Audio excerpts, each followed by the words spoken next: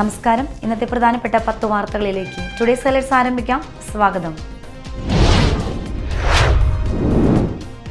അപകടത്തിൽ പരിക്കേറ്റ criminal case പ്രതി ആരോഗ്യ പ്രവർത്തകനെയും നാട്ടുകാരെയും കത്തിമുന്നിൽ നിർത്തി ഭീകരാന്തരീക്ഷം സൃഷ്ടിച്ചു.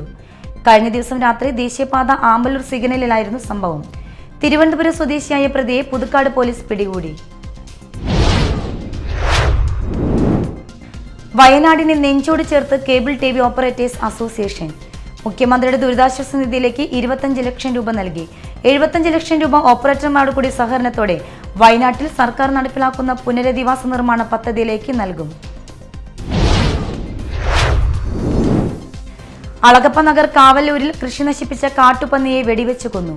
അളഗപ്പ നഗർ ഗ്രാമപഞ്ചായത്ത് പ്രത്യേകം നിയോഗിച്ച അംഗീകൃത ഷൂട്ടറായ സുദർശൻ മത്തോളിയാണ് നാട്ടിലിറങ്ങിയ കാട്ടുപന്നിയെ വെടിവെച്ച് കൊന്നത്. സംസ്ഥാനത്ത് നാളെ മുതൽ മഴ ശക്തമാകുമെന്ന് കേന്ദ്ര കാലാവസ്ഥാ വകുപ്പ്. തീവ്രമഴ കണക്കിലെടുത്ത് വിവിധ ജില്ലകളിൽ യെല്ലോ ഓറഞ്ച് അലർട്ടുകൾ പ്രഖ്യാപിച്ചു. ബുധനാഴ്ച വരെ മഴ തുടരുമെന്നാണ് മുന്നറിയിപ്പ്. ശനിയാഴ്ച പാലക്കാട്, മലപ്പുറം എന്നീ ജില്ലകളിൽ യെല്ലോ അലർട്ട് പ്രഖ്യാപിച്ചു. പറവൂർ താലൂക്ക് യൂണിയന്റെ നേതൃത്വത്തിൽ ശ്രീനാരായണ ഗുരു ജയന്തി ആഘോഷങ്ങൾ സമുചിതമായി ആഘോഷിക്കുമെന്ന് ഭാരവാഹികൾ വാർത്താ സമ്മേളനത്തിൽ പറഞ്ഞു. തിങ്കളാഴ്ച ഉച്ചയ്ക്ക് 12-ന് ആലുവ അദ്വൈതാശ്രമത്തിൽ നിന്നും ദീപശിഖ പ്രയാണം ആരംഭിക്കും. Kerala Pradesh school teachers association academic കൗൺസിലിന്റെ ആഭിമുഖ്യത്തിൽ കൊടുങ്ങല്ലൂർ ഉപജില്ലാതല സ്വദേശ് മെഗാ കിസ് മത്സരം നടന്നു. എറിയാട് ഗ്രാമപഞ്ചായത്ത് പ്രതിപക്ഷ നേതാവ് PK മുഹമ്മദ് ഉദ്ഘാടനം ചെയ്തു. State service pensioners union Kuzhur unit special convention നടന്നു. KSSPU ജില്ലാ കമ്മിറ്റി അംഗം KA അനീഫ കൺവെൻഷൻ ഉദ്ഘാടനം ചെയ്തു. യൂണിറ്റ് പ്രസിഡന്റ് EI ജോയ് അധ്യക്ഷത വഹിച്ചു. മുഖ്യമന്ത്രിയുടെ ദുരിതാശ്വാസ നിധിയിലേക്ക് ശ്രീജി ടീച്ചറും കുട്ടികളും തുക കൈമാറി. ചാലക്കുടി ഹൗസിംഗ് ബോർഡ് കോളനിയിൽ പ്രവർത്തിക്കുന്ന കലാദർപ്പണം നൃത്യവിദ്യാലയത്തിലെ അധ്യാപിക ശ്രീജി വിജേഷും വിദ്യാർത്ഥികളും സ്വരൂപിച്ച തുകയാണ് കൈമാറിയത്.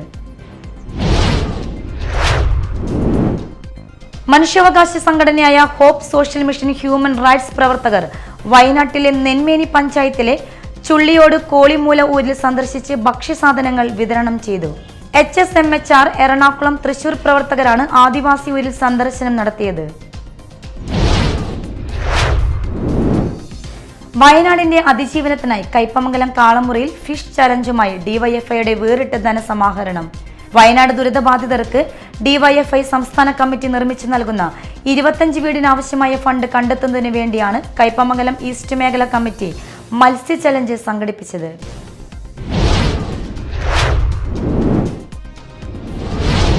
ഹൈലൈറ്റ്സ് വാർത്തകളുടെ വിശദമായ റിപ്പോർട്ട് അടുത്ത ന്യൂസ് റൗണ്ടപ്പിൽ കാണാം.